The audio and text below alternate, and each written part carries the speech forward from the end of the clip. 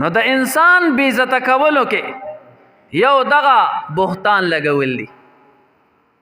الله رب ذوالجلال بیان فرمای بیا چې چا دا بهتان ولګو د زنا بهتان یې ولګو دی به بیا ګواهان راولي. والذین یرمون المحصنات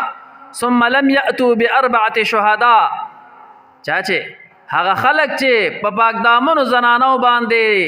بهتان لګولی او بیا ګواهان رانوستل فجلدوهم 80 جلدة.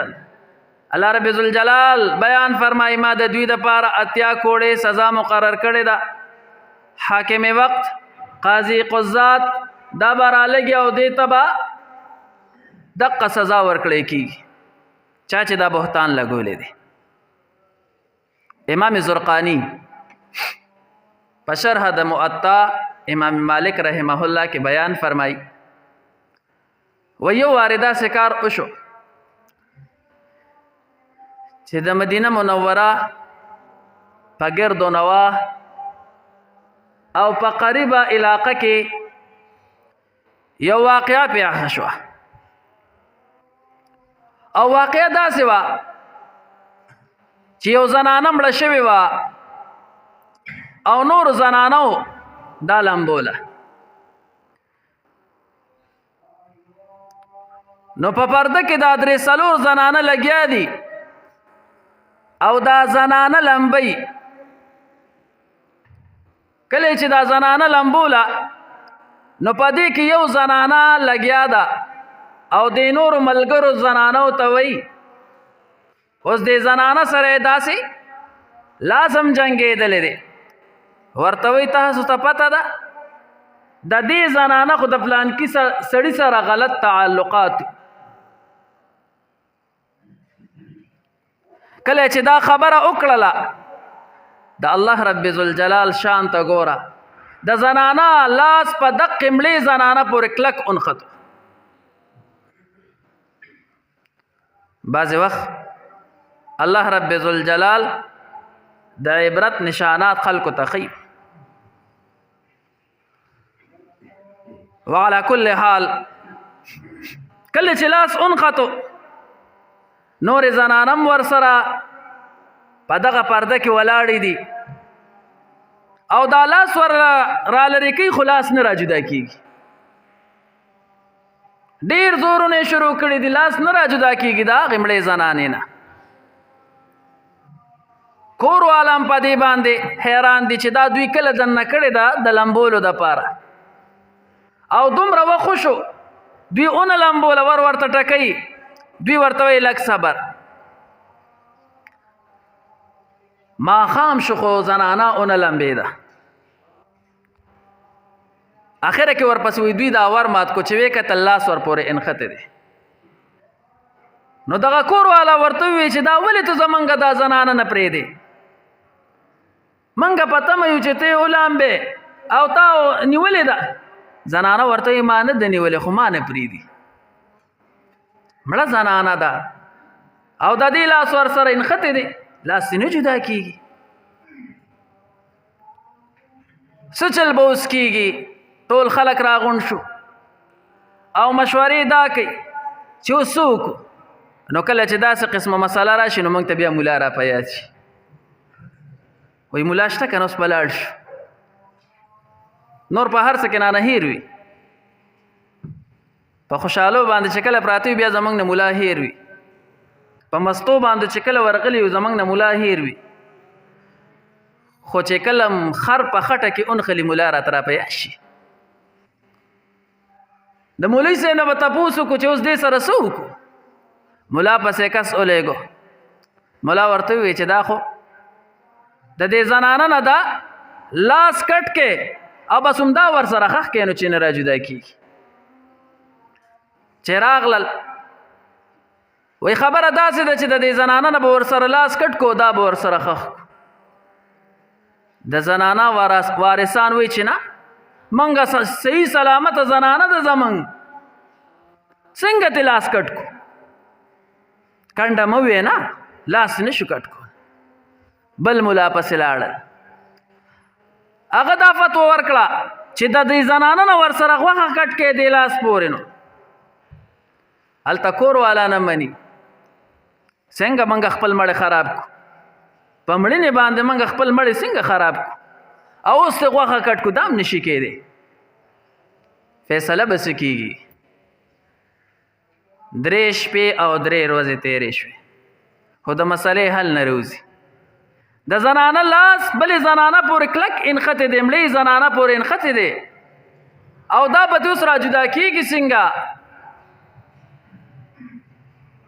جدید دور خونه چې سلاجو کې دا زنانه یې ښودې او دا هم ورسره په یخه کمره کې بنده کړې وه خامخا په مړي باندې چې وخت تېرېږي بدبویي هم شروع کېږي خلک هم تنګ شو علاج به ورله اوس څنګه کو کو د زنانه نه لاس کټ کوو ژوندی نه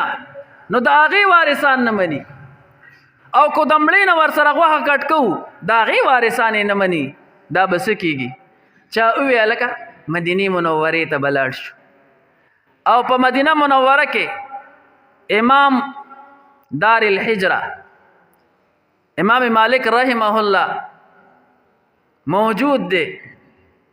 چې د وخت قاضي قضات هم دی چیف جسټس هم دی خو زمونږ د دې په شانتې نه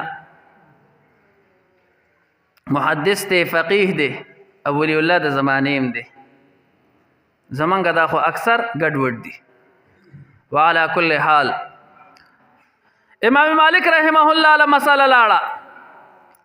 چې دغه شانته د مدینې سره قریب علاقه ده او الته زنانه مړه ده او د بلې زنانې لاس ورسره انخطې دی دې سره څه وکړو امام مالک رحمه الله ورته وفرمایل وایي ما دغه ځای ته بوځئ امام مالک رحمه الله یې راوستو چې کله یې راوستو د پردې نه شاته امام مالک رحمه الله ولاړ دی دې زنانه ته وایي تاسو چې دې زنانه له غسل ورکوو نو تاسو خو په دغه وخت کې څه ویلي نه وو امام مالک رحمه الله دا پوښتنه وکړه نو دا زنانه ورته وایي چې او ویلي مې وایي څه دې ویلو وایي دغه شانتې مې ویلو د خپلو ملګرو ته مې دا ویلو چې د دې زنانه د پلانکي سړي سره تعلق دی او غلط تعلق یې ورسره امام مالک رحمه الله ورته وفرمایل ښه وایي تا چې دا خبره کوله نو دا تا هغه سره لیدلې وه نه وایي ما خو لیدلې نه وه نو وایي بیا ته څنګه وې دې درته اقرار کړو نو اقرار هم نو کړی ښه وایي ګواهان شته نو ګواهان هم نشته ځکه چې چا باندې د زنا الزام ولګې نو 4 ګواهان به راوړي او چې 4 ګواهانو باندې دې راتګ نه کړی ستا ګواهي نه قبلیږي بهرحال امام مالک رحمه الله ورته فرمایل وای ته بیا څنګه وای چې د ورسره غلط تعلقات د دې زنانه د هغه سره غلط تعلقات دا ته د څه نه وي وای دا یو ورځ ما لیدله چې د دې په سر باندې منګیو او دا د هغوی په کور باندې تېره شوه وای بس دومره وای دغه نه مې دا اندازه ولګوله چې د دې به د هغه سره تعلقات وي امام مالک رحمه الله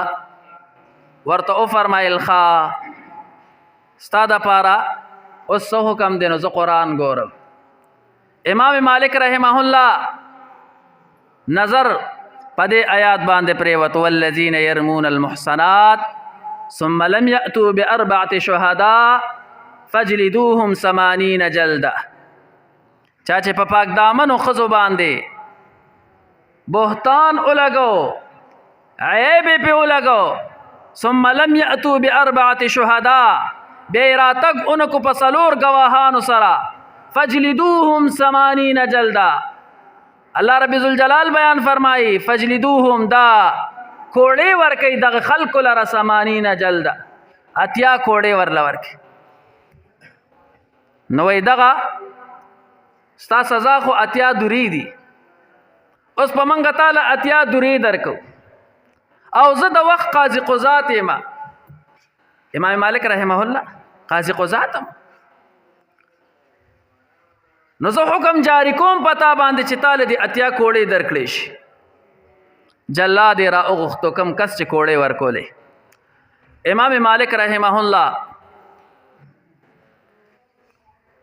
حکم وکوي دي زنانه له کوړې ورک.